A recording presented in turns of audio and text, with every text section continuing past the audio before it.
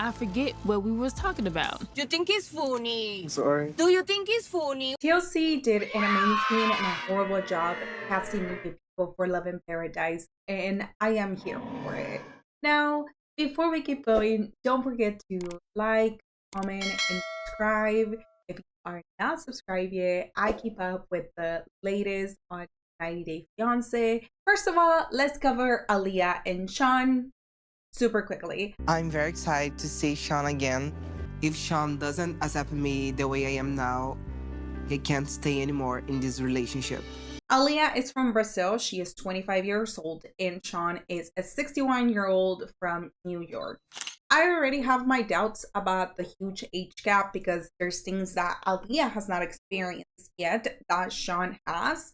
And those differences do become more noticeable as time goes on. Aliyah used to be Douglas, and now that she has decided Douglas is gone, Shawn is finding it very difficult to come to terms with it. But underneath the outfit and the hair and the makeup and the nails, I can still sense Douglas. Even though Shawn has had a hard time with Aliyah's new beginning, he also seems to be a little supportive by bringing her a bunch of wigs from New York. And when she sees them, her face lights up. Because this is a sign of acceptance that she hasn't gotten from the people that she really loves. Later on in the episode, they go out to dinner and Shawn starts asking her if any of her friends have given her any type of pushback on her being Aliyah. When people have known you for so long as one name and then you change names, it feels strange to them. Yes, but this is an inside-out change, not just a name, Shawn. And Aliyah can feel Shawn's hesitation of embracing her new identity. When she starts sharing with Shawn that she wants to get some work done, to make herself feel and look more feminine, Shawn is incredibly concerned. To look more feminine? Yeah. And here's the thing. I understand why he feels this way. But at the same time, why are you getting in a relationship with someone that is still experimenting on who they want to be in life? I support Aliyah doing a full transition if that's what makes her happy. And at the same time, Shawn doesn't need to be attracted to her if she does. What I do hope is that he gives her the support that she needs so she doesn't feel alone. As they are walking around the beach, they stop by to get some alcohol because we gotta get him drunk before we go shopping. And at the fashion store, Shawn is regretting every second of it. Time keeps moving and moving and moving. I'm like the stereotypical husband whose wife is shopping and I'm stuck holding her purse. Nice pass over the read. Comes across that right. And he starts having flashbacks to when he was married to his ex. And he had to sit for hours waiting on her to come out. And he's struggling because, again, he did not sign up for Aliyah. He signed up for Douglas. It's not something I'm sure or even know that I want to deal with on a 24/7 basis. I think Shawn is a vessel for Aliyah to become who she always wanted to be. And I hope that that's all he will be. Yes, I am rooting for their end. Then Aliyah goes to get her nails done. And during this time, Shawn finds a scrapbook. It's the Shawn and Douglas story, or at least that's how it begins. And starts reminiscing on how much he misses Douglas. When he opens the scrapbook, he gets reminded again that Douglas is gone and that he needs to have a conversation with Aliyah and express how hard this has been on him.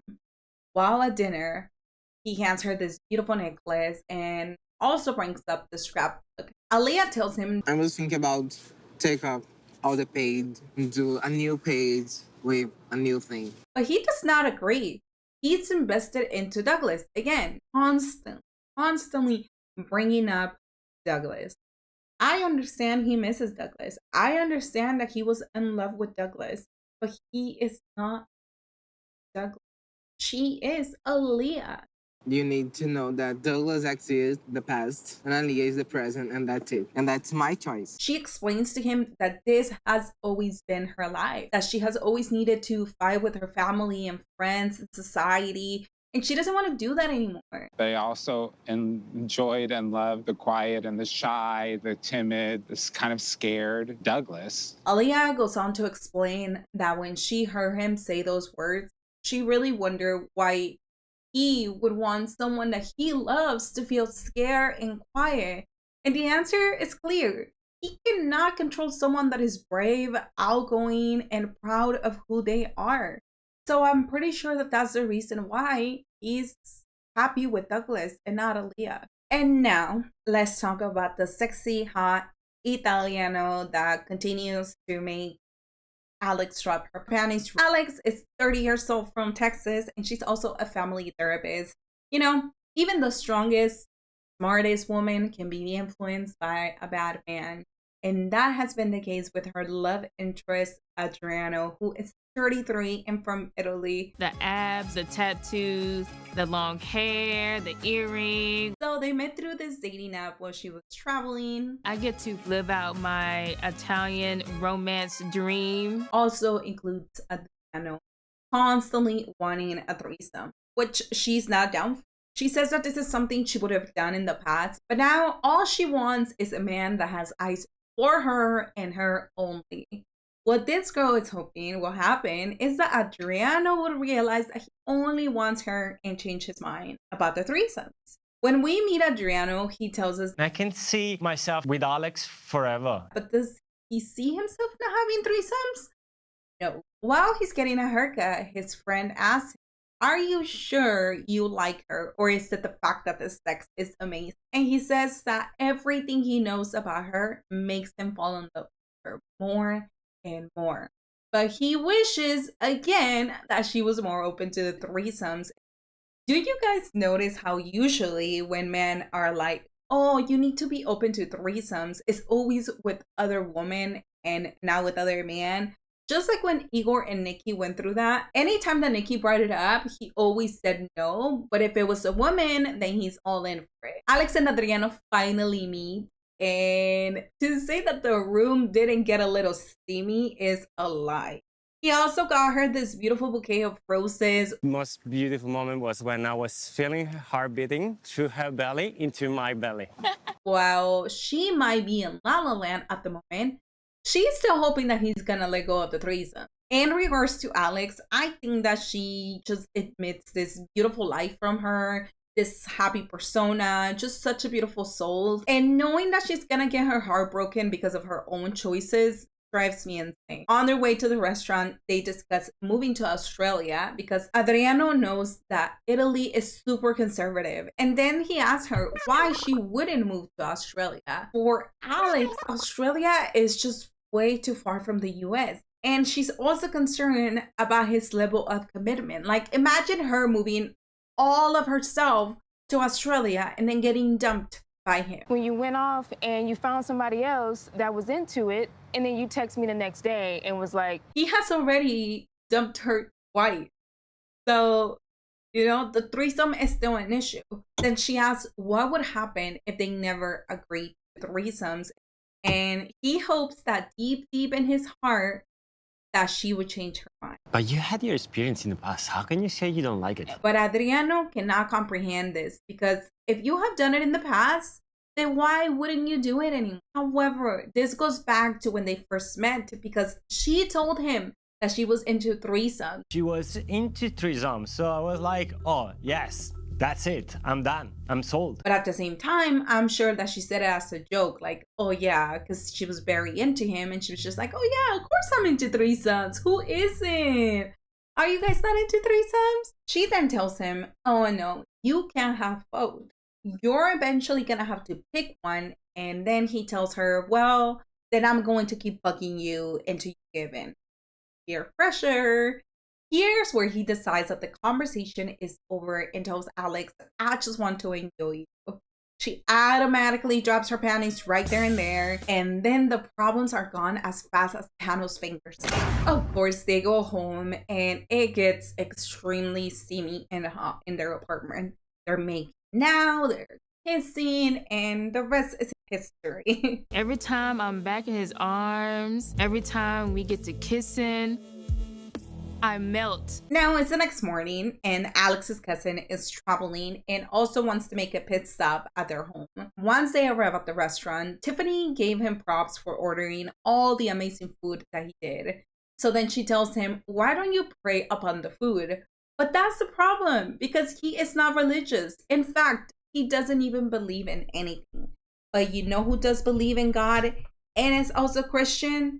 Alex. She claims to be a big believer and that religion is incredibly important for her. But I disagree.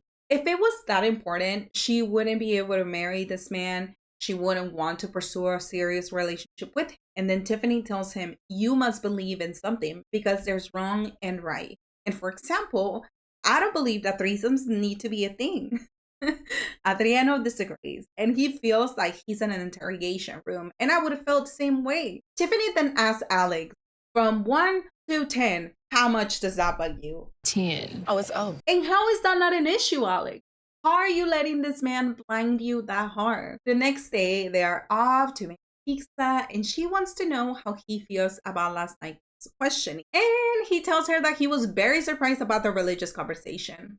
Alex wants to know how he would feel. Like, I'm gonna want my kids to go to church with me every Sunday. And he tells her, why are you so obsessed with religion? Religion is just something that was made up. Alex feels like he's trying to convince her to change her mind, and she feels attacked by this comment. However, the issues keep getting bigger because the times that she has faced racism, he has told her to suck it up.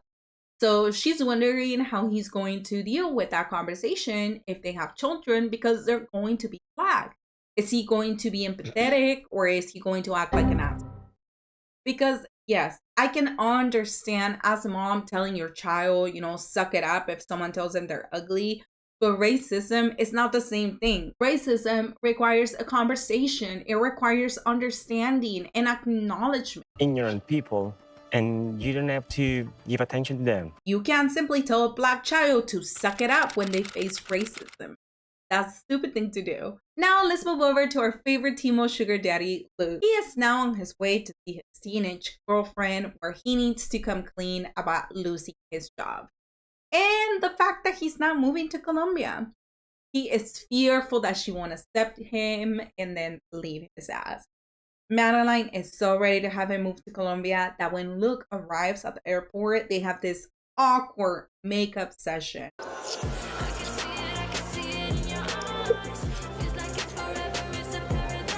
And I say awkward to me because I can't shake the ick feeling that I get when they kiss because of their age.